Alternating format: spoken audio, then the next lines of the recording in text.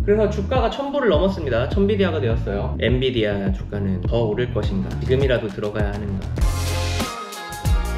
서울경제신문 실리콘밸리 특파원 윤민혁입니다. 구글 마케팅 라이브와 New York, I want to hear you again. AI does its best work. MS 빌드라는 회사가 있었고 Dreams we've had. 샘 얼트먼이 나왔습니다. 케빈 스캇이라는 MS CTO가 와일드위크 아니었냐고 얼트먼한테 얘기를 하더라고요. 지금 제미나이한테 한번 와일드위크가 어떤 뜻으로 한국어로 번역할 수 있는지 물어볼게요. 정신없이 바쁜 한 주. 그래서 이번 영상의 주제는 AI 와일드 위크입니다. 5월 13일에 오픈AI가 GPT-4.5를 공개를 했죠. 하루 뒤에는 구글이 구글 I/O라는 연례 최대 개발자 행사를 열었죠. 이제 5월 21일 MS가 빌드 2024라는 행사를 열었어요. 구글은 또 마케팅 라이브 GML이라는 행사를 열었습니다. 5월 22일에는 엔비디아 실적 발표가 있었죠. GPT-4.5 발표된 직후에는 일리아 슈츠케버, 오픈AI의 안전한 AI 개발에 집중하던 인물이고 퇴사를 했습니다. 배우 스칼렛 요한슨이 GPT-4.5의 특정 음성이 자신이 영화 그녀에서 연기했던 AI의 목소리를 닮았다면서 소송 언급을 했죠. 그리고 EU가 AI에 대한 포괄적인 규제를 처음으로 입법하는 일도 있었고 여러가지 좀 사건들이 있었던 한 주인 것 같아요. 엔비디아 실적 역시나 기대도 대단했지만 기대를 또 상회하는 실적을 내놨어요. 매출이 260억 달러인데 한 35조 원 정도 되고요. 영업이익률이 75%를 넘죠. 이게 전년 동기비로 생각을 하면 매출은 262% 오르고 영업이익은 690% 올랐어요. 기업 역사상 전례를 찾아보기 힘든 수치죠. 여기 5분기 연속으로 매출이 급속도로 늘고 있고 또 다음 분기에도 시장이 예상하던 것보다 더 높은 성장률을 보일 수 있다고 자신을 했습니다. 지금 3월에 GTC 행사에서 공개했던 블랙웰이란 칩셋은 본격적인 생산이 납품이 안 됐어요. 그러니까 H100으로만 벌어들인 게 이 수익인데 이번 분기, 현재 진행 중인 분기부터는 블랙웰이 본격적으로 출하가 된다고 해요. 그러면 수익성에서 높아지겠죠. 그래서 주가가 1000불을 넘었습니다. 천비디아가 되었어요. 이제 우리 투자자들이나 일반 시민들의 관심사는 엔비디아 주가는 과연 더 오를 것인가? 지금이라도 들어가야 하는가? 그게 포인트일 텐데 전망을 보면 일반적인 접근론으로 생각을 했을 때 현재 엔비디아 PER이 한 60 정도가 돼요. 엔비디아 실적이 계속 좋을 것이라는 것에 대해서는 거의 의문의 여지가 없는 것 같습니다. 제가 볼 때는. 왜냐면 이제 블랙웰이 출하가 되잖아요. 블랙웰의 가격이 현재 H100의 2배 정도가 돼요. 칩셋당 가격이. 성능도 2배 정도가 되죠. 블랙웰이 됐든 아니면 뭐 최신 칩셋을 적용을 하지 못하는 클라우드나 AI 업체는 도태될 수밖에 없는 상황이에요. 대기수요가 엄청날 거고 컨퍼런스 콜에서 젠슨 황 선생님께서 블랙웰이 내년까지 초과 수요가 확 실시된다라는 언급을 했어요.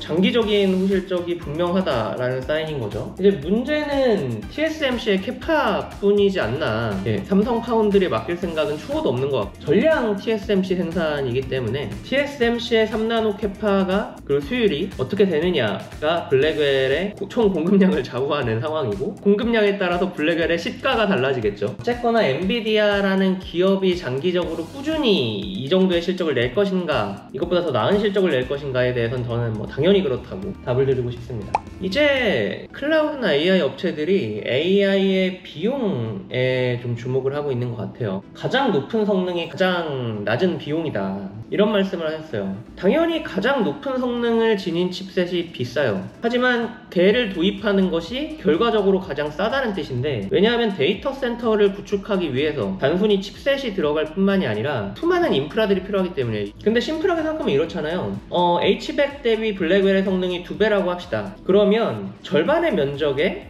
같은 성능의 데이터 센터를 지을 수 있어요. 그러면 결과적으로 데이터 센터 운영 비용이 줄어들 수밖에 없죠. 전력 소모도 당연히 블랙웰이 더 줄었으니까. 그렇기 때문에 장기적으로 가장 현재 구할 수 있는 좋은 칩셋을 구하는 것이 운영 비용을 줄일 수 있다라는 뜻이에요. 이게 저는 같은 맥락인 것 같아요. 그 GPT-4.5를 오픈AI가 공짜로 풀기 시작했죠. 이게 왜 그럴 수 있었는가 하면 물론 블랙웰을 선제적으로 도입해서 총체적인 가동 비용을 낮춘 것도 있었겠지만 GPT 3.5를 쓰는 것과 유저들이 GPT-4.5를 쓰는 비용의 차이가 크지 않거나 GPT-4.5가 더 적을 수가 있습니다. 오픈AI 입장에서 가동 비용 측면에서 이익일 수가 있다는 거죠. 이 같은 맥락에서 GPU 외에 CPU에서도 ARM CPU의 사용이 많이 늘고 있어요. 전력 소모가 많고 복잡한 처리에 강한 그리고 성능이 높은 X86보다는 전력 소모가 낮은 ARM CPU를 좀 적극적으로 뭐 단말이 됐든, 그러니까 기기가 됐든 서버가 됐든 도입하고 있는 현황이 보여요. 동시에 MS가 코발트 100이라는 ARM 기반 서버 칩셋을 내놨고, 구글은 엑시온이라는 친구를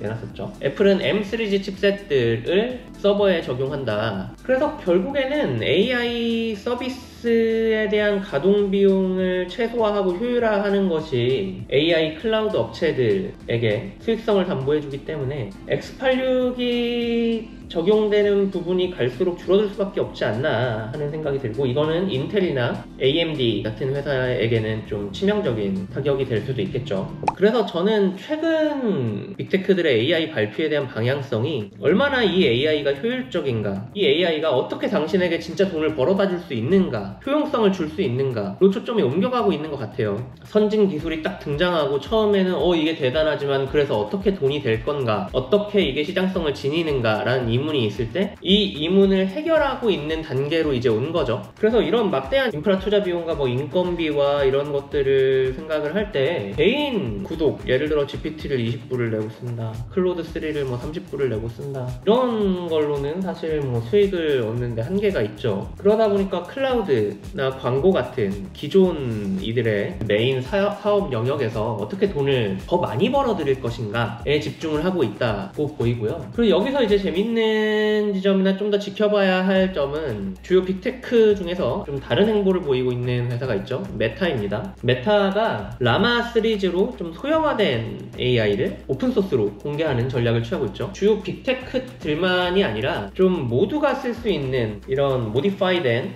SLM 생태계를 메타가 쥐는 이런 전략을 취하고 있는 건데, 오픈소스 전략으로 어떻게 수익을 얻어낼 것인가에 대해서 계속 의문점이 있어요. 마크 저커버그 CEO가 앞으로 데이터 센터 투자가 굉장히 늘어날 거다라는 발언을 했다는 이유로 주가가 엄청나게 빠졌죠. 그래서 지금 시장이 당장 AI로 그래서 내가 어떻게 이 막대한 투자 비용을 감당한 뒤에 수익화를 할 건데 라는 데에서 뭔가 좀 기업이 답을 내주지 않으면 투자자들이 외면을 해버리는 이런 상황이 된 것 같아요. 그래서 이들이 기존 사업 영역을 강화하는 방향으로 AI를 좀 빠르게 적용하고 있는 게 아닌가라는 생각이 듭니다.